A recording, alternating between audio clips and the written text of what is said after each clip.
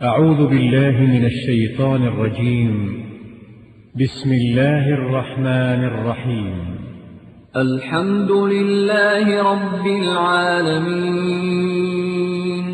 الرحمن الرحيم مالك يوم الدين إياك نعبد وإياك نستعين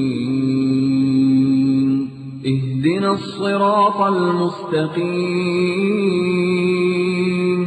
صراط الذين أنعمت عليهم غير المغضوب عليهم ولا الضالين.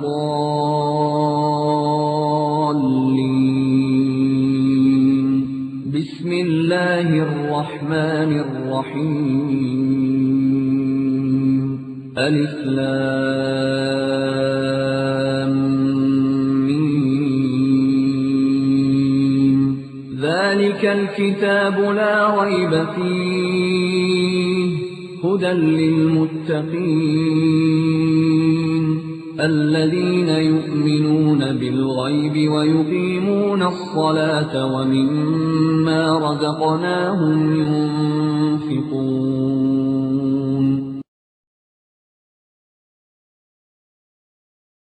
اس فضائل اعمال نے اس امت اسلام سے توحید کو چھینا. رسولوں کی حاجت نہیں، حدیثوں کی حاججت نہیں، قرآن کی حاجت نہیں. اب ڈائریکٹ ان مولویوں کی، ان صوفیوں کی اللہ سے ملاقات ہوتی ہے، وہ اللہ سے ساری باتیں پوچھ کے بتا دیتے ہیں. اس کے بارے میں عقیدہ پیش کیا کہ یہ علم غیب ہمارے پیروں کو بھی ہے، ہمارے بزرگوں کو بھی ہے، ہمارے ولیوں کو بھی ہے. ان صوفیوں کی بھی جتنی کتابیں پڑھو گے کہیں نہیں بتائیں گے اللہ نے کہا، رسول اللہ نے کہا، قرآن میں کہا، حدیث میں.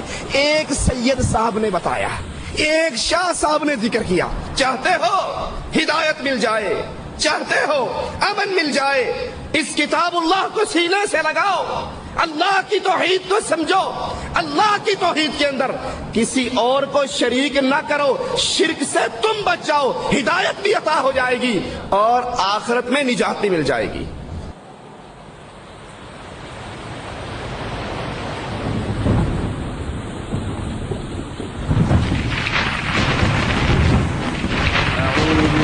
من الشيطان الرجيم.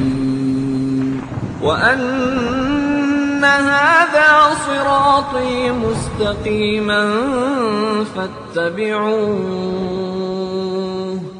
فاتبعوه ولا تتبعوا السبل فتفرق بكم عن سبيله ذلكم وصاكم به لعلكم تتقون. اور یہ کہ یہ دین میرا راستہ ہے جو مستقیم ہے، سو اس راہ پر چلو اور دوسری راہوں پر مت چلو کہ وہ راہیں تم کو اللہ کی راہ سے جدا کر دیں گی. اس کا تم کو اللہ تعالیٰ نے تاکیدی حکم دیا ہے تاکہ تم پرہیزگاری اختیار کرو. جدہ دعوت سینٹر حی السلامہ کے ذمہ داران کی جانب سے شکریہ ادا کرتا ہوں علماء کرام کا کہ تشریف لائے. اور بلا توقف اب میں گزارش کروں گا فضیلت شیخ توصیف الرحمان سے کہ اسٹیج پر تشریف لائے اور اپنے خطاب کا آغاز فرمائے. خطاب کا عنوان ہے فضائل اعمال کی حقیقت.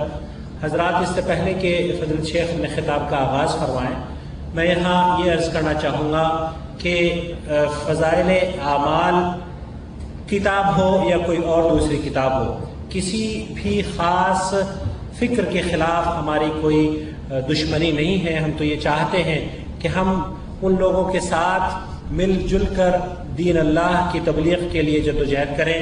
صرف درخواست یہ لے کر حاضر ہو رہے ہیں جو غلط عقائد، جو باطل عقائد ان کتابوں میں موجود ہیں ان پر نظر ثانی فرما لیں. جزاکم اللہ خیر. نحمده ونصلي على رسوله الكريم.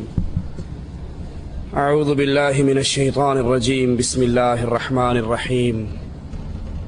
قل هو الله احد الله الصمد لم يلد ولم يولد ولم يكن له كفوا احد.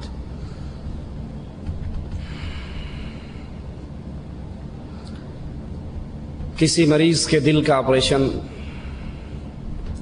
ڈاکٹر تجویز کر دیں کہ اس کی بقا کے لیے بائی پاس کرنا بڑا ضروری ہے، اور وہ کسی سرجن کی تلاش کی بجائے کسی حلاق کے پاس چلا جائے، نائی کے پاس چلا جائے، اور وہ نائی اپنے اسروں سے چیر پھاڑ کے رکھ دے، اس کی حلاقت کی یقینی میں اب کوئی شک نہیں رہے گا۔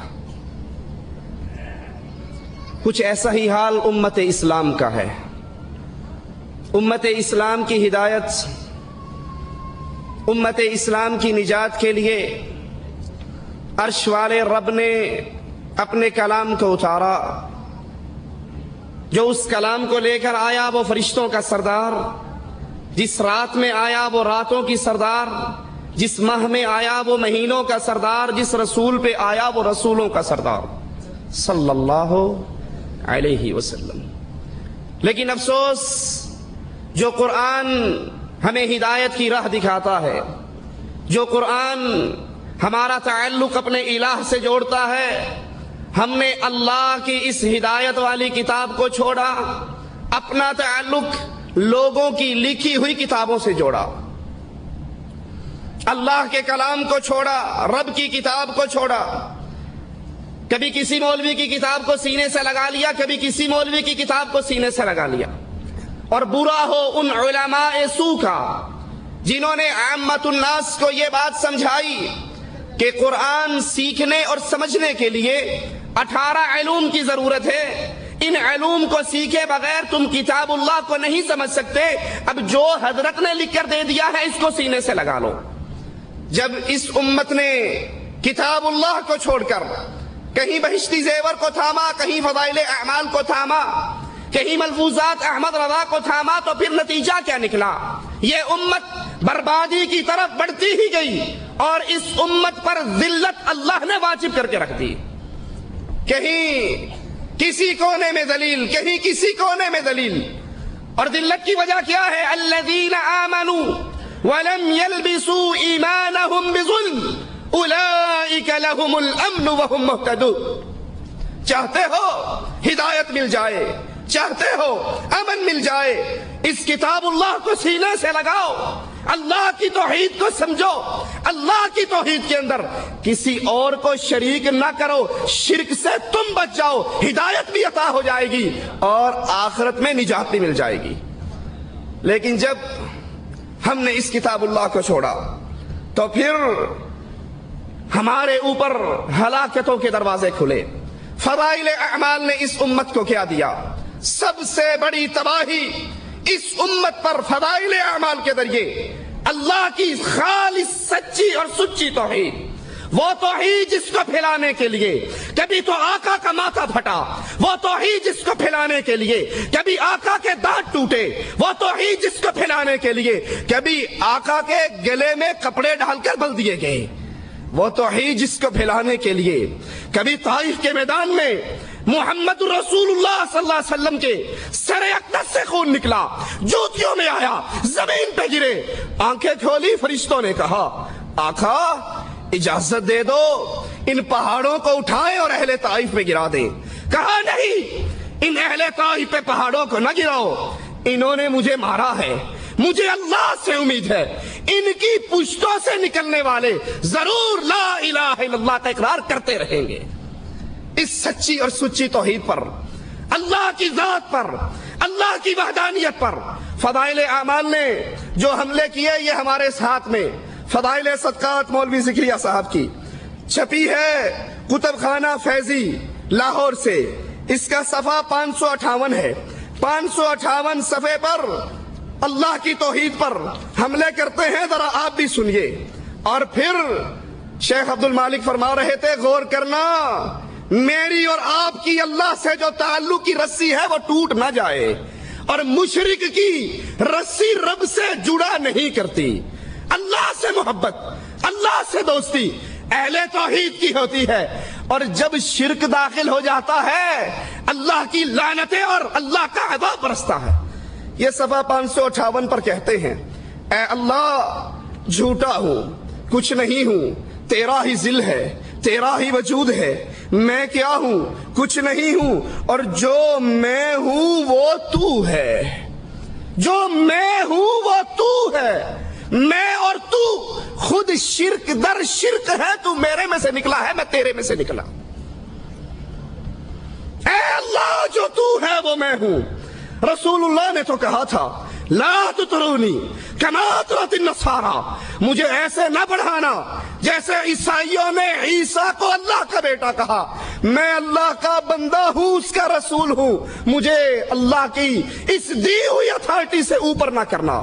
لیکن مولوی زکریا صاحب وحدت الوجود کا عقیدہ اس امت میں پھیلاتے ہوئے کہتے ہیں اے اللہ جو تو ہے وہ میں ہوں، جو میں ہوں وہ تو ہے، میں اور تو خود شرک در شرک ہیں۔ نہیں اللہ کے بندو، وہ اللہ ہے، ہم عبداللہ ہیں، وہ خالق ہے، ہم مخلوق ہیں، وہ رازق ہے، ہم مرزوق ہیں، وہ کھلاتا ہے تو کھاتے ہیں، وہ پلاتا ہے تو پیتے ہیں، وہ سلاتا ہے تو سوتے ہیں، وہ اللہ ہے۔ تکاد السماوات یتفطرن من وتنشق الارض وتخر الجبال ہدا ان دعوا للرحمن ولدا۔ ان ظالموں نے اللہ کا جز بنایا، اللہ کا ٹکڑا بنایا، وحدت الوجود کے عقیدے کو سامنے رکھ کر یہ کہا ہر چیز ہی وہ ہے، ادھر بھی دیکھوں تو ہی تو، ادھر بھی دیکھوں تو ہی تو، جدھر دیکھوں تو ہی تو، مسجد میں تو، مندر میں تو، میخانے میں تو۔ ہاتھ میں آئے تو رام، ہاتھ میں نہ آئے تو رحیم۔ 561 فضائل اعمال کے اندر لکھتے ہیں کہ ہمارے عبد الرحیم شاہ رائے پوری ان کے ایک خدام تھے۔ اس عقیدے کو سامنے رکھنا کہ ہر چیز اللہ ہے، اس کے لیے من گھڑت جھوٹی روایت کنتو کنزن مخفین، چھپا ہوا خزانہ تھا، اپنا آپ ظاہر کرنا چاہا، پھر دنیا میں جو کچھ ہے یہ میرا ہی روپ ہے۔ امداد اللہ مہاجر مکی لکھتے ہیں شمائم امدادیہ کے اندر کہ بندہ وجود ظاہری سے پہلے خود خدا تھا اور بندہ ہی خدا ہے ظاہر ہے۔ اشرف علی تھانوی لکھتے ہیں امداد المشتاق میں ہمارے ایک صوفی کے پاس ایک بندہ ایک پلیٹ میں حلوہ لے آیا، ایک پلیٹ میں گندگی لے آیا۔ کہا مولوی صاحب جب ہر چیز ہی وہی ہے تو دونوں کھا کر دکھاؤ۔ تھانوی صاحب نے فرمایا ہمارے مولوی صوفی صاحب نے بشکل خنزیر گندگی کھا لی، بشکل ملا حلوہ کھا لیا۔ کہا وہ بھی وہی ہے، وہ بھی وہی ہے، ادھر بھی تو ہے ادھر بھی تو ہے۔ بے تیدی گال نہ کرمائی، مینو الف دی سمجھ نہیں آئی، میم دا برقع پا کے احد احمد وچ اتر آئی۔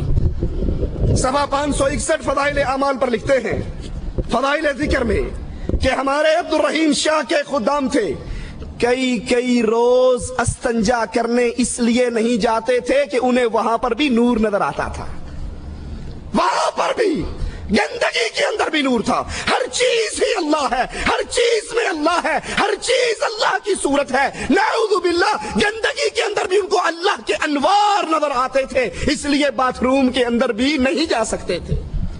یہ کفر، یہ شرک، یہ کفر و شرک تو آپ کو یہودیوں کے گھر سے بھی نہیں ملے گا، یہ کفر تو شیعوں کے گھر سے ملے گا، جنہوں نے کہا تھا دما دم مسکل اندر علی کا پہلا نمبر، علی دم دم کے اندر، ہر چیز کے اندر علی، ہر چیز کے اندر علی، ہر روح کے اندر علی۔ اور یہ ہمارے ہاتھ میں فضائل درود ہے، یہی عقیدہ یہاں پر رسول اللہ کے بارے میں بیان کرتے ہیں۔ صفحہ اس کا 133 ہے، کہتے ہیں رہا جمال پہ تیرے حجاب بشریت، انا للہ و انا الیہ راجعون۔ اے رسول صلی اللہ علیہ وسلم آپ بشر بن کر آئے تو حقیقت کیا تھا؟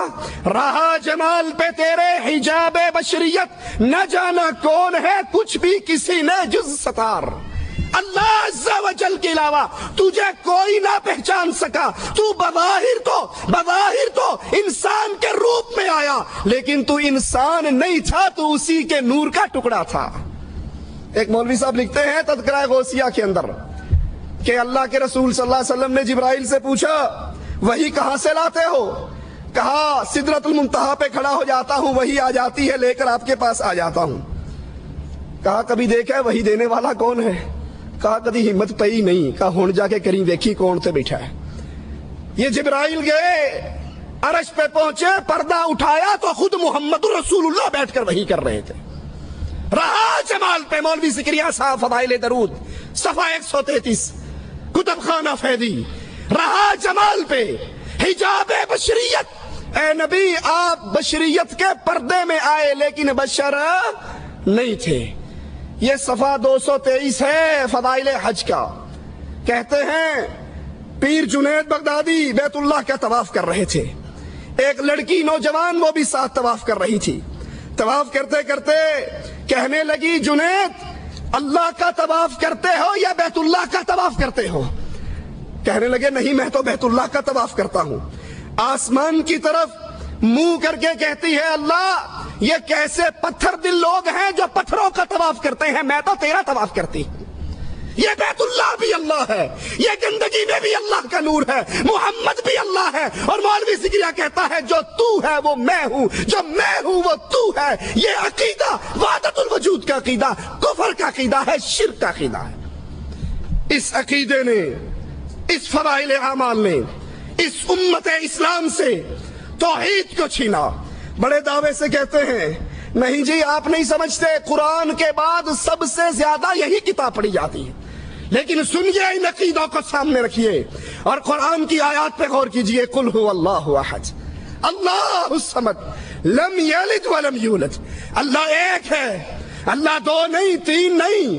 لی خمسہ اطفی بہا حر الوبا، میرے 5 دن پاک نہیں۔ قل هو اللہ احد، اللہ ایک ہے۔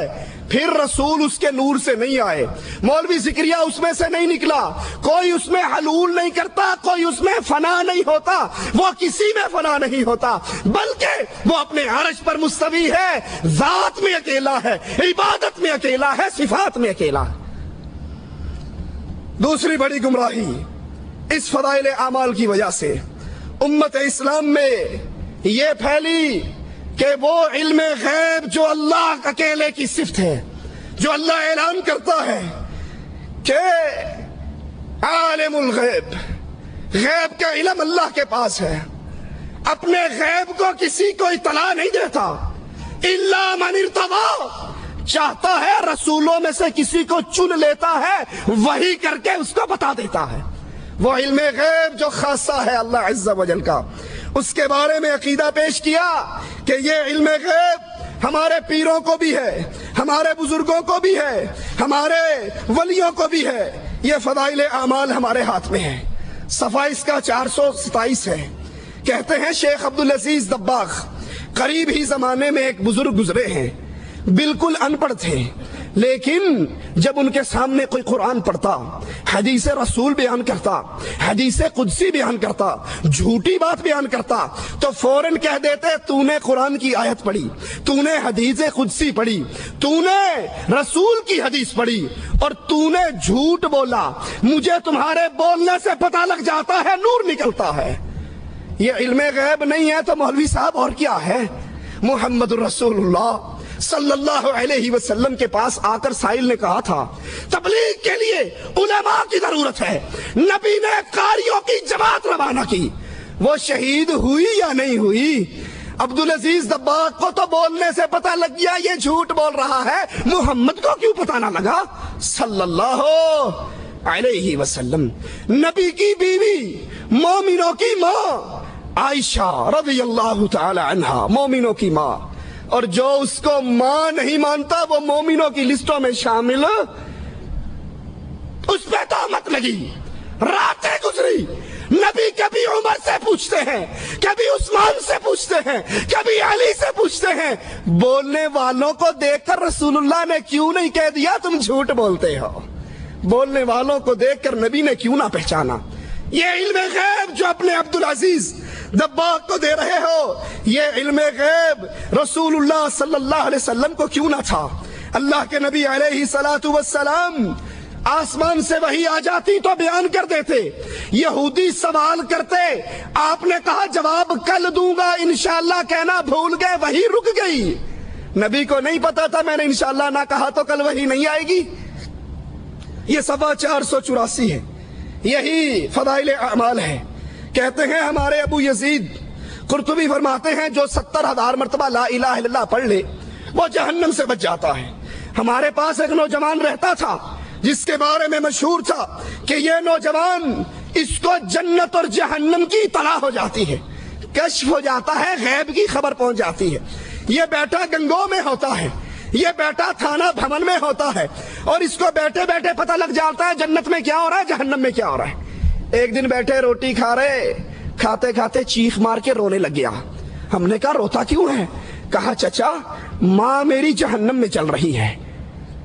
ابو یزید کہتے ہیں میں نے دل ہی دل میں لا الہ الا اللہ 70,000 مرتبہ پڑھا ہوا اس کی ماں کو بلٹی کر دیا، بلٹی چھوٹ بھی گئی، بائی پاس ہو گئی۔ یوں ہی بلٹی کی میں نے دل میں بخشا، اللہ کے علاوہ کوئی نہیں جانتا اس بخشنے کو۔ ہنسنے لگ گیا، کہا بابا پیر صاحب ماں کو جہنم سے نکال کے جنت میں بھیجا جا رہا ہے۔ یہ علم غیب جو تمہارے اس چھوکرے کو تھا، یہ علم غیب رسول اللہ کے صحابہ کو نہ تھا۔ ایک صحابی کو تیر لگا، گر گئے، ساتھیوں نے کہا اس کو جنت مبارک ہو۔ آقا نے کہا تم جنت کی بات کرتے ہو، اس نے خیبر کے مال غنیمت میں سے جو 2 چادریں اٹھائی تھی، اللہ دکھا رہا ہے وہ چادریں آگ بن کے اس کو لپیٹ چکی ہیں۔ یہ علم غیب کہ جنت میں کیا ہو رہا ہے، جہنم میں کیا ہو رہا ہے، یہ اللہ کے علم میں ہے۔ اللہ چاہتا ہے اپنے نبی کو دکھا دیتا ہے۔ یہ غیب کی خبریں پیر ملا صوفی کے پاس نہیں ہوا کرتی۔ صفحہ 437 ہے، یہی فضائل اعمال ہے۔ کہتے ہیں جنید بغدادی ایک مرتبہ شیطان کو دیکھتے ہیں ننگا پھر رہا تھا۔ ان کو یا چھوکریاں نظر آتی ہیں یا بغیر داڑھی والے چھوکرے نظر آتے ہیں یا پھر شیطان آتا ہے، تیسری چوتھی چیز کوئی نہیں آتی۔ ننگا پھر رہا تھا۔ جنید نے کہا تجھے شرم نہیں آتی تو ننگا پھرتا ہے؟ کہا میں مردوں کے سامنے ننگا پھرتا ہوں، یہ کوئی مرد ہے؟ مرد تو وہ تبلیغی جماعت کی جو مسجد شنیسیہ ہے اس میں بیٹھے ہوئے ہیں، وہ اصل مرد ہیں۔ ذکر کر کر کے میرا جگر جلا دیا ہے۔ جنید اس مسجد میں گئے، دیکھا کچھ لوگ سر پہ گھٹنوں پہ سر رکھ کے مراقبہ کر رہے تھے، الا اللہ کی ضربیں مار رہے تھے۔ مجھے دیکھتے ہی فوراً بولے بغیر، جنید کے بتائے بغیر کہ میں نے کیا خواب دیکھا ہے، فوراً کہنے لگے اس شیطان کی باتوں میں نہ آ جانا، وہ شیطان تھا، ابھی بتایا نہیں کہ رات میں نے خواب میں شیطان سے ملاقات کی۔ ان بزرگوں نے دلوں میں آنے والے وسوسوں کو پہلے ہی پہچان لیا۔ محمد الرسول اللہ صلی اللہ علیہ وسلم، زہر والا کھانا رکھا جاتا ہے، یہودیہ لاتی ہے، بوٹی اٹھا کر منہ مبارک میں داخل کر لیتے ہیں۔ نبی کو اس کے دل کے وسوسوں کی اطلاع کیوں نہ ہوئی؟ نبی اس کو کیوں کھا گئے؟ نبی نے اس کو کیوں چبا لیا؟ کیوں کہا کہ اس گوشت نے، اس ران نے مجھے بول کر بتایا ہے آقا نہ کھاؤ، مجھ میں زہر ملا ہے۔ فضائل اعمال کی بربادیوں میں سے بہت بڑی بربادی علم غیب جو اللہ کی صفت تھی، ہم نے اس کو چھینا اور چھین کے اپنے مولویوں میں کیسے بانٹا؟ یہ صفحہ 560 اسی فضائل اعمال کا۔ کہتے ہیں ہمارے جو بزرگ تھے وہ کشف کے ذریعے پہچان لیتے تھے۔ وضو کرنے والا وضو کرنے کے لیے بیٹھتا تو پھر وہ فوراً بتا دیتے کہ اے بیٹا تو نے یہ گناہ کیا ہے، تیرے پانی میں سے یہ گناہ گر رہا ہے، تو زنا کرنے سے باز آ جا، تو چوری کرنے سے باز آ جا۔ وہ ان کے وضو کے قطروں کو گرتا ہوا دیکھ کر بتا دیتے کہ اس بندے نے اللہ کے ساتھ یہ معاملہ اپنا بگاڑا ہے۔ یہ غیب کی خبر ہے، کوئی آدمی کیا کرتا ہے، لیکن کہتے ہیں ہمارے پیروں کو وضو کے گرتے ہوئے قطروں سے نظر آ جاتا ہے یہ کیا کرتا ہے۔ یہ صفحہ 96 ہے فضائل درود کا۔ ایک کہتے ہیں ہمارے، اور بڑی عجیب بات ہے، جو بھی واقعی آپ سنو گے پڑھو گے، شیعہ نہیں کبھی ذاکر کی بات سنی، آواز پئی آندیے، وہ کوئی حوالہ نہیں دیتا قرآن میں آیا ہے حدیث میں آیا، آواز پئی آندیے، پیچھوں آواز آندیے، وہ شیطان آواز کر رہا ہوتا ہے۔ ان صوفیوں کی بھی جتنی کتابیں پڑھو گے کہیں نہیں بتائیں گے اللہ نے کہا، رسول اللہ نے کہا، قرآن میں کہا، حدیث میں۔ ایک سید صاحب نے بتایا، ایک شاہ صاحب نے ذکر کیا۔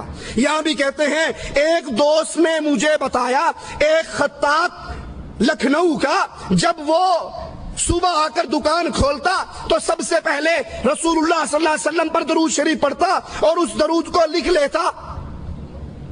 اس کی موت کا وقت آیا تو پریشان ہو گیا، پتہ نہیں اگلے جہان میں کیا ہونے والا ہے۔ ایک مجذوب بابا نکلا، اور کہنے لگا بابا کیوں گھبراتا ہے؟ وہ جو روز درود لکھتا تھا وہ رسول اللہ کے دربار میں پیش ہو گیا، تیری نجات کا فیصلہ ہو رہا ہے۔ یہ غیب کی خبر مجذوب کو کیسے مل گئی؟ یہ کس نے بتا دیا کہ تیری بات، تیرا دستہ رسول اللہ کی عدالت میں پیش ہے اور اللہ کے نبی تیری نجات کا فیصلہ کر رہے ہیں؟ یہ غیب صرف اللہ کو علم ہے۔ چاہتا ہے رسولوں پہ وحی کر دیتا ہے، اور اگر نہیں چاہتا تو کئی کئی دن وحی کو روک بھی لیتا ہے۔ آئیے قرآن کو سنیے۔ قُلْ لَا يَعْلَمُ مَنْ فِي السَّمَاوَاتِ وَالْأَرْضِ الْغَيْبَ إِلَّا اللَّهُ۔ آسمان میں کیا ہے، کون جنت میں کون جہنم میں، ان کے ساتھ ماجرا کیا ہو رہا ہے؟ زمین و آسمان کی چھپی ہوئی باتوں کو اللہ کے علاوہ کوئی نہیں جانتا۔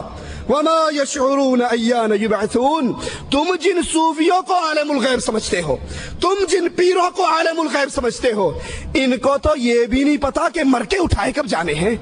قرآن حکیم۔ قُلْ لَا أَقُولُ لَكُمْ عِنْدِي خَزَائِنُ اللَّهِ۔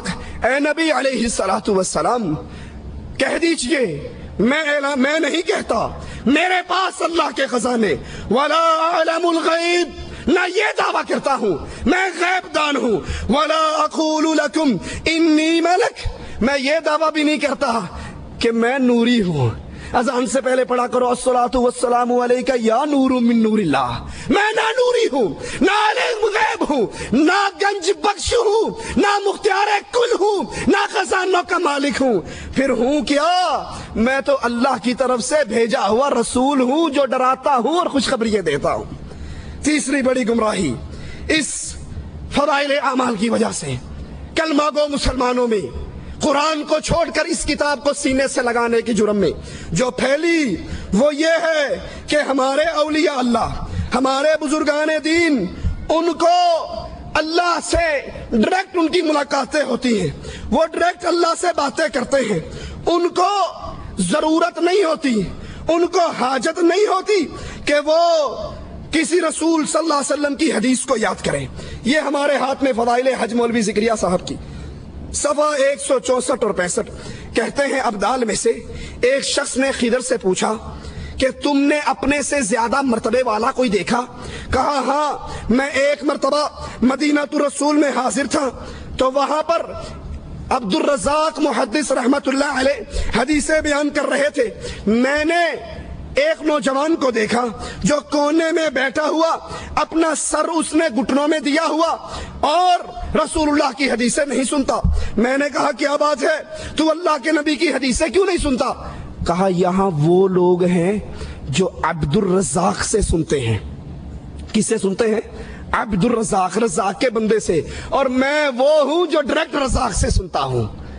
مجھے رسول اللہ کی حدیثوں کی حاجت نہیں، میری اللہ سے ایسی لو لگی ہے، مجھے جب بھی کوئی مسئلہ درپیش ہوتا ہے براہ راست اللہ سے سوال کر لیتا ہوں۔ میں نے کہا اچھا اگر یہی بات ہے تو پھر یہ بتاؤ میں کون ہوں؟ کہا تو، نظر اٹھا کے دیکھا، کہا تو خضر علیہ السلام ہے۔ تو خضر نے کہا میں نے پہچان لیا، واقعی اللہ کے بعض اولیاء ہیں جو درجے میں مجھ سے بھی اوپر ہیں۔ اللہ تو اپنے بندوں تک، اپنی مخلوق تک دین اسلام رحمت پہنچانے کے لیے رسولوں کو واسطہ بناتا ہے، رسولوں کو وسیلہ بناتا ہے، اور یہ مولوی ذکریہ صاحب کہتے ہیں ہمارے اولیاء اللہ کو رسولوں کی حاجت نہیں، حدیثوں کی حاجت نہیں۔ یہ لوگ عبد الرزاق سے حدیث سنتے ہیں، تبلیغی جماعت کے مولوی ڈائریکٹ رزاق سے حدیث سنتے ہیں۔ یہ دوسرا حوالہ صفحہ 574 ہے فضائل اعمال کا، کہتے ہیں شبلی میں نے ایک جگہ دیکھا، ایک مجنون شخص ہے، لڑکے اس کو پتھر مار رہے ہیں، میں نے لڑکوں کو دھمکایا، روکا، وہ کہنے لگے جناب یہ دعویٰ کرتا ہے کہ میں اللہ سے ملاقات کرتا ہوں، اللہ کو دیکھتا ہوں۔ میں نے اس کے قریب آ کر کہا کہ تو یہ دعویٰ کرتا ہے تیری اللہ سے ڈائریکٹ ملاقاتیں ہوتی ہیں دنیا میں رہتے ہوئے، تو اللہ کو دیکھتا ہے، اللہ سے سنتا ہے؟ کہا اچھا سنو، چیخ ماری اور کہا شبلی اس ذات کی قسم جس نے اپنی محبت میں مجھ کو برا حال کر رکھا ہے، اگر موت تھوڑی دیر کے لیے مجھ سے غائب ہو جائے، میں درد فراق میں ٹکڑے ٹکڑے ہو کر مر جاؤں، وہ ہمیشہ میرے سامنے رہتا ہے۔ रसूलों की हाजत नहीं, हदीसों की हाजत नहीं, कुरान की हाजत नहीं। अब डायरेक्ट इन मौलवियों की, इन सूफियों की अल्लाह से मुलाकात होती है, वो अल्लाह से सारी बातें पूछ के बता देते हैं। आइए कुरान, अल्लाह अज़्ज़ा वजल फरमाता है वमा कान अल्लाह, और नहीं है अल्लाह अज़्ज़ा वजल लियुतलिअकुम अलल गैब, कि वो तुम्हें अपने गैब की बातें, दीन की बातें, कुरान की बातें बताए। वलाकिन अल्लाह यज्तबी मिन रुसुलिही मन यशा, वो जब तुम्हें दीन पहुंचाना चाहता है अपने रसूल मुंतखब करके उन पे वही उतारता है, उन पे कुरान उतारता है, उन पे कुरान की शरह उतारता है। फआमिनु बिल्लाहि व रुसुली, तुम अल्लाह पर ईमान लाओ, लेकिन अल्लाह पे ईमान लाने का जरिया क्या है? व रुसुली, उसके रसूलों पर ईमान ले आओ। डायरेक्ट तुम्हारी अल्लाह से मुलाकातें नहीं हो सकती। मूसा अलैहिस्सलाम ने कहा था, ऐ अल्लाह अज़्ज़ा वजल, मैं आपको देखना चाहता हूं। तो अल्लाह ने जवाब में कहा, मूसा तू नहीं देख सकता। और यहां तबलीगी जमात के मौलवी कहते हैं अगर एक सेकंड के लिए अल्लाह मुझसे अपने पर्दे को डाल के अलग हो जाए, नजर ना आए, मैं हलाक हो जाऊं। मैं तो 24 घंटे उसका दीदार करता रहता हूं। आइए कुरान की आयत पे गौर करें। वमन अज़लमु मिम्मन इफ्तरा अलल्लाहि कज़िबा, उससे बड़ा जालिम, उससे बड़ा गुमराह कौन है जो सच्चे अल्लाह अज़्ज़ा वजल के खिलाफ झूठ बोलता है, उस पे झूठ बांधता है। हजरत आयशा ने तो यहां तक कहा था रज़ी अल्लाह तआला अन्हा, जब साइल ने पूछा था कि क्या अल्लाह के रसूल सल्लम ने मेराज में अपने अल्लाह को देखा, मुलाकात हुई? वो कहते हैं ना कि कीनी कीता यार ने एक यार वास्ते, रब महफिला सजाइयां दीदार वास्ते। रब को यहां नजर नहीं आता था? इन्ना लिल्लाहि व इन्ना इलैहि राजिऊन। अपने सामने बिठा के दीदार करने के लिए रब ने महफिले, ये जुल्म के अकीदे, ये रसूलुल्लाह की शान में गुलू। तो फिर आयशा फरमाती हैं जिसने ये कहा रसूलुल्लाह ने अल्लाह को देखा, उसने अल्लाह के रसूल पे झूठ बांधा। नबी तो दुनिया के अंदर दुनियावी आंख से इस जिंदगी से अपने रब को ना देख सके, लेकिन फदाइल अमाल कहता है कि नहीं, ये औलिया से एक सेकंड के लिए भी पर्दा नहीं पड़ता। एक बहुत बड़ी गुमराही इस माशरे में फैली, जिसका सबब यही फदाइल अमाल बनी। वो क्या? हमारे औलिया अल्लाह मरते नहीं है, ये तो सिर्फ एक मकान से दूसरे मकान में इंतकाल करते हैं, ये तो सिर्फ मकान बदलते हैं। अब इस जगह पे रह रहे हैं, फिर इस जगह को छोड़कर दूसरी जगह पे चले जाते हैं, इन पर मौत नहीं आती। ये हमारे हाथ में फदाइल सदकात है। सफा इसका 660 है। कहते हैं शेख अबू याकूब ने कहा, मेरे पास मुरीद आया, कहने लगा मैं कल को जोहर के वक्त मर जाऊंगा। मैंने कहा कोई बात नहीं, आना मर जाना। वो आया, 2 रखते पड़ी, लेट के मर गया। मैंने उसको गुस्ल दिया, मैंने उसको कफन दिया, याद करना अल्फाज को, मैंने गुस्ल दिया, कपड़े फाड़े, अस्तंजा करवाया, तहारत करवाई, गुस्ल दिया, लिबास में लपेटा, कफन में लपेटा, कंधों पे उठाया, ये चुप करके प्यार आया। लेकिन जब कब्र में रखा, इसने आंखें खोल दी। मैंने कहा सरदार, मरने के बाद भी जिंदगी है? कहा भले आदमी, मैं तो जिंदा हूं, अल्लाह का हर आशिक जिंदा रहता है। हम तो एक मकान से दूसरे में इंतकाल करते हैं, हम मरा नहीं करते, हमें मौत नहीं आया करती। एक और बुजुर्ग कहते हैं, एक मुरीद आया, मैंने जब गुस्ल दिया, उसने अंगूठा पकड़ लिया, इसने नहलाना शुरू किया, उसने अंगूठा पकड़ लिया, गुदगुदी कर दी होगी या चूटी काट ली होगी। मैंने कहा बाबा मेरा अंगूठा छोड़ दो, मुझे पता नहीं, मुझे पता है तुम मरे नहीं, ड्रामा कर रहे हो, तुम मरे। मोहम्मद सैयद शेखुपुरी रहमतुल्लाह अलैह कहते थे, अल्लाह उनकी कब्र को जन्नत का बाग बनाए। अगर ये तुम्हारे मुर्दे मरते नहीं हैं, इनके जनाजे में अल्लाह मगफिरले हय्यना वाह वाह वाह, हय्यना, मरा तो है नहीं, मरे हुए कहोगे तो भाभी हो जाओगे, भाभी हय्यना कहा करो। कहा उसने मेरा अंगूठा छोड़ दिया। इब्ने जला कहते हैं, एक बुजुर्ग आए, मैंने उनको फट्टे पे रखा नहलाने के लिए, कहका मार के हंसने लगे। एक अंगूठा पकड़ रहा है, एक आंखें खोल रहा है और एक हंस रहा है। ये 671 पे। एक और का वाकया सुनिए। अबू सईद कहते हैं, एक मर्तबा मक्का में था, बहरम से निकला, दरवाजे से बाहर एक निहायत खूबसूरत आदमी को मरे हुए पड़ा हुआ देखा। मैंने जब गौर से देखना शुरू किया तो मेरी तरफ देखकर हंसने लग गया। कहने लगा अबू सईद, तुम्हें पता नहीं, मोहब्बत करने वाले दोस्त मरा नहीं करते, सिर्फ एक जगह से दूसरी जगह पे मुंतकिल हुआ करते हैं। मुहम्मदुर रसूलुल्लाह صلی اللہ علیہ وسلم. ابھی شیخ فرما رہے تھے, عمر نے تلوار نکال کر کہا رضی اللہ عنہ وارضا, جس نے کہا محمد مر گئے صلی اللہ علیہ وسلم گردن کو کاٹ ڈالوں گا. میرے نبی اٹھ کر کیوں نہیں آ گئے؟ کہا عمر پریشان کیوں ہوتا ہے, میں صرف اتوں پردہ کیتا ہے, اصل میں جاگ رہا ہوں, زندہ ہوں, سب کچھ دیکھ رہا ہوں. اگر تمہارے بزرگ انگوٹھے پکڑ سکتے ہیں, فاطمہ نے 6 مہینے رسول کی زندگی کے بعد زندگی پائی, کسی نے فاطمہ کو مسکراتے نہ دیکھا. فاطمہ کو قریب کر کے کہا تھا آقا نے, فاطمہ کان میں کچھ کہا تو رونے لگ گئی. عائشہ نے پوچھا روئی کیوں تھی؟ کہا بابا نے کہا تھا فاطمہ اب میں تجھ سے دور جا رہا ہوں, اب میری موت کا وقت قریب آ رہا ہے, میں جا رہا ہوں. دوبارہ کہا جنت میں سب سے پہلی میری ملاقات تجھ سے ہونی ہے. نبی تو کہے میں مر رہا ہوں, قرآن تو کہے وما محمد الا رسول قد خلت من قبلہ الرسل افإن مات, قرآن تو کہے انک میت, لیکن تبلیغی کہتے ہیں ہمارے نہیں مرتے. صرف مرتے ہی نہیں بلکہ یہ صفحہ 669 ہے, فضائل صدقات ہے. ابو علی نے کہا ایک فقیر میرے پاس عید کے دن آیا, خستہ حال, پرانے کپڑے, کہنے لگا کوئی پاک صاف جگہ ہے جہاں میں لیٹ کے مر جاؤں؟ کہا آ جاؤ, لیٹ جاؤ, مر جاؤ, بڑی کھلی جگہ ہے. وہ آیا, لیٹ گیا, مر گیا, اور جب وہ مرنے لگا اینڈ ہو گیا, ہوا نکل گئی, میں نے غسل دیا, کہنے لگا بے وقوف مجھے مردہ نہ سمجھنا, میں زندہ ہوں, قیامت کے دن پوری وجاہت کے ساتھ تیری مدد کروں گا. رسول اللہ نے تو کہا تھا فاطمہ سے خذی من مالی ما شئتی, جو جی چاہتا ہے میرے مال میں سے لے لے, عمل کر لینا. عرش والے نے پکڑ لیا تو محمد کی بیٹی میں چھڑا نہ سکوں گا صلی اللہ علیہ وسلم. اس حدیث کو بھی سامنے رکھیے. اور یہ صفحہ 711 فضائل صدقات. کہتے ہیں مولوی زکریا صاحب, عرب کی جماعت ایک سخی کی قبر پہ گئی, اونٹ پہ سوار ہو کر گئے. وہ قبر والا اونٹ والے کے خواب میں آیا اور کہنے لگا تم آئے ہو خالی پیٹ واپس چلے جاؤ, مجھے اچھا نہیں لگتا, یہ اونٹ مجھے بیچ دو, اس کے بدلے میں اصیل اونٹ گھر کھڑا ہے وہ لے لو. خواب میں سودا طے ہوا. لفظ ہے مولوی زکریا صاحب کے, قبر والا اٹھا, قبر سے نکلا, اونٹ کو ذبح کیا. قبر والا اٹھ کے باہر آ کے اونٹ ذبح کر کے پھر قبر میں چلا گیا. آگے پولیس کی چیک پوسٹ لگی ہوئی تھی, بیگم کو مل کر کیوں نہیں آیا؟ یتیموں کے سر پہ ہاتھ رکھ کر کیوں نہیں آیا؟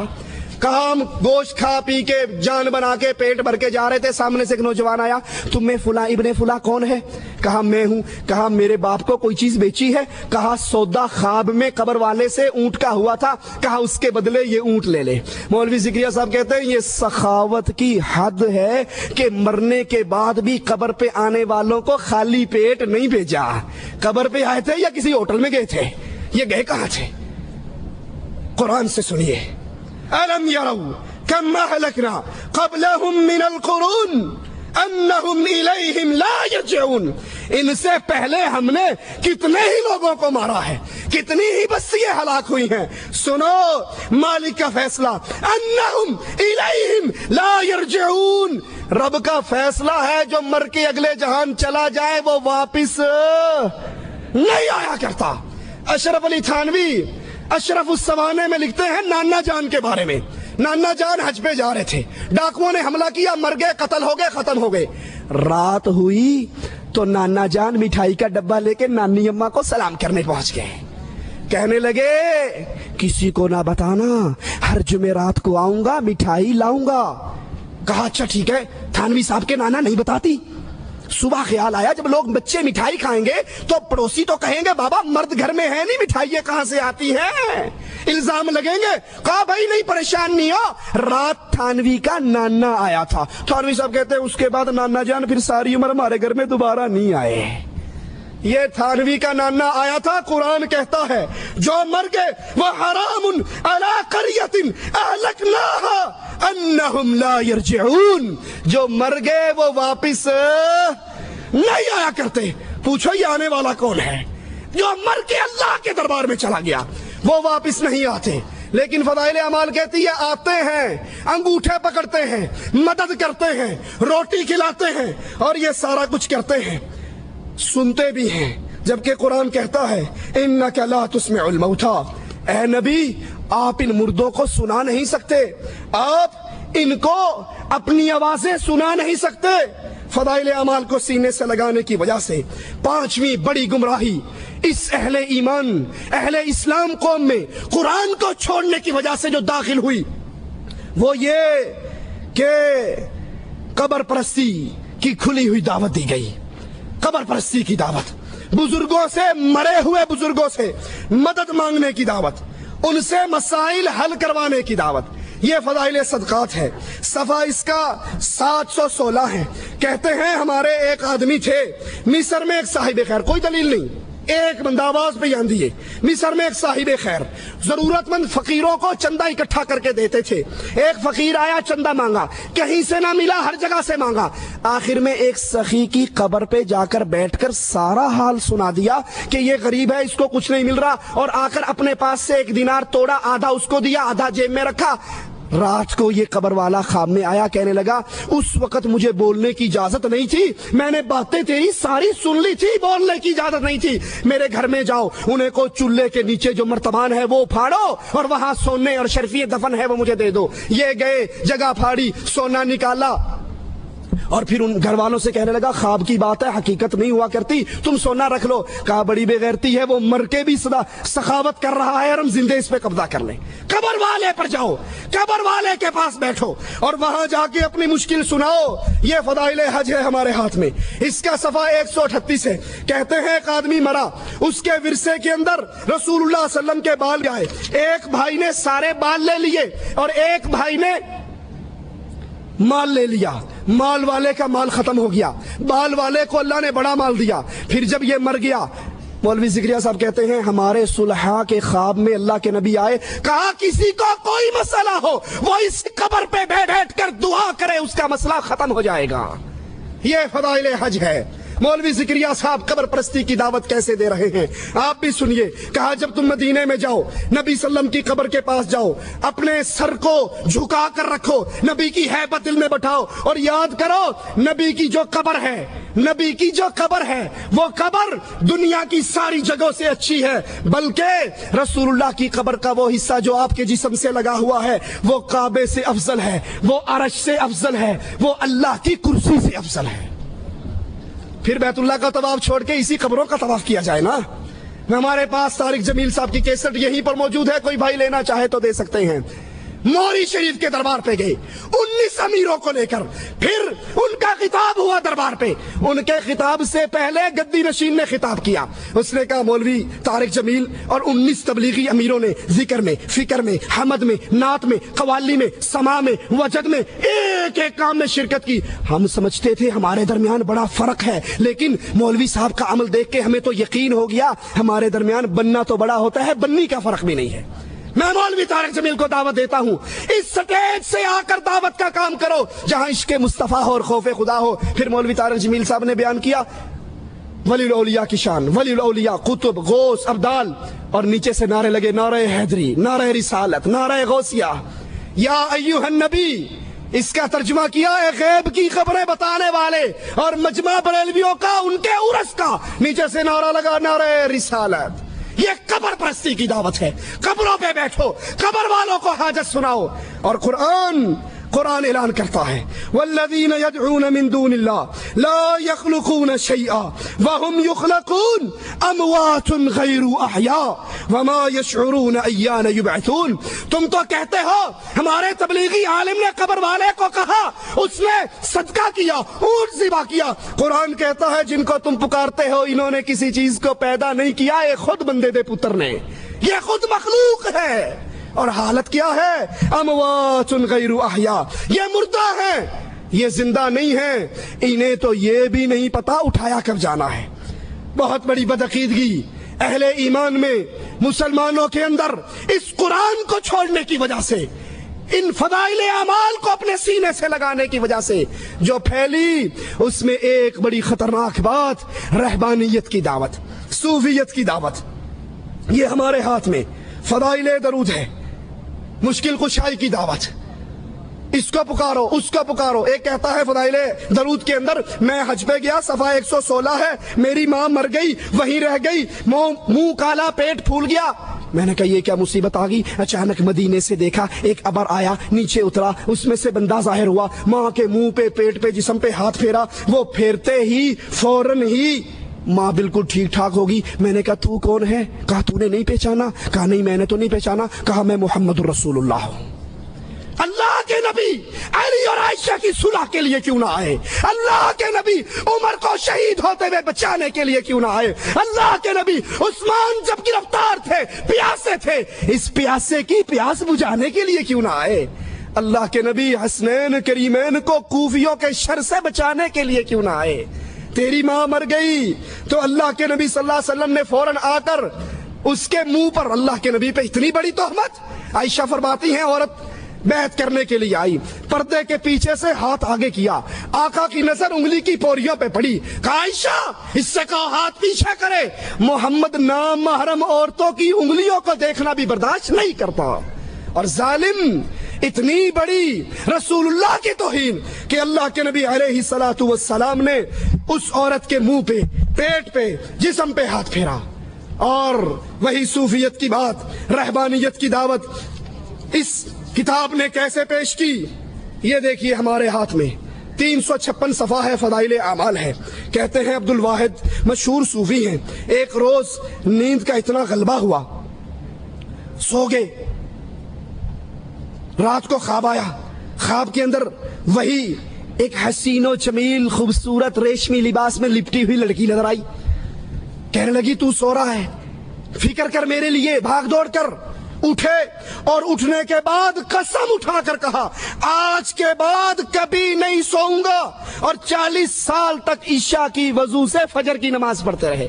رسول اللہ کے پاس 3 صحابہ آئے تھے، تفصیل کا وقت نہیں، اور یہی قسم کھائی تھی، ایک نے کہا رات کو نہیں سوؤں گا، ایک نے کہا افطار نہیں کروں گا، تیسرے نے کہا شادی نہیں کروں گا۔ نبی نے پکڑ کر کہا تم میں سب سے اللہ سے ڈرنے والا میں ہوں، سنو، یاد کرو، من رغب عن سنتی فلیس منی، جس نے میری سنت کو چھوڑا وہ مجھ میں سے نہیں ہے۔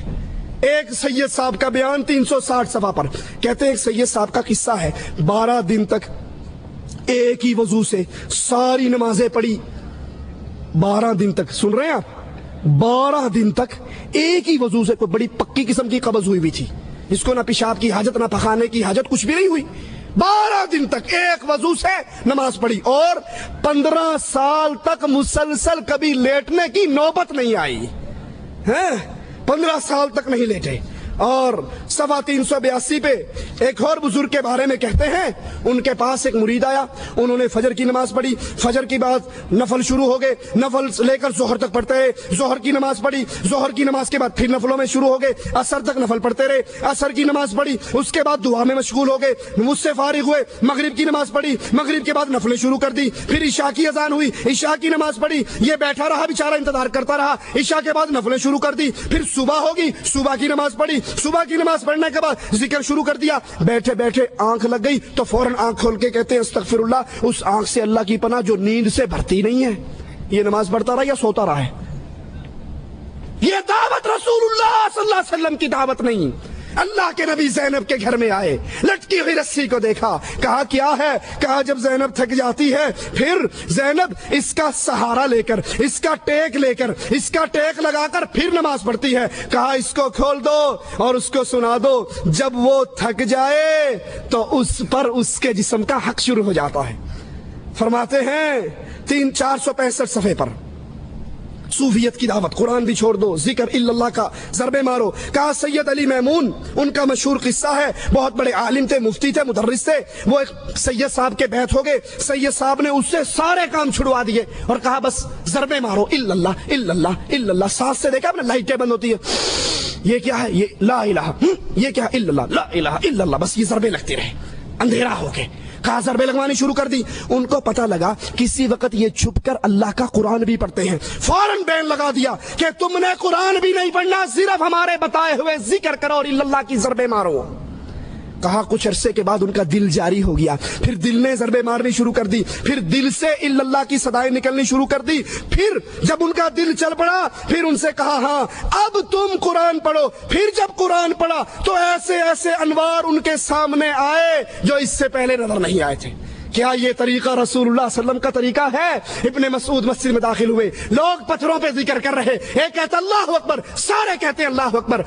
آپ نے فرمایا ان بدعتیوں کی مسجد سے نکالو اور یہاں قرآن کی تلاوت نہ کرو، بس مولویوں کے بتائے ہوئے ذکر کرو۔ یہ راستہ رسول اللہ صلی اللہ علیہ وسلم کا راستہ نہیں۔ فضائل ذکر ہے، مولوی ذکریہ صاحب رائٹر ہیں، صفحہ 575 ہیں، فرماتے ہیں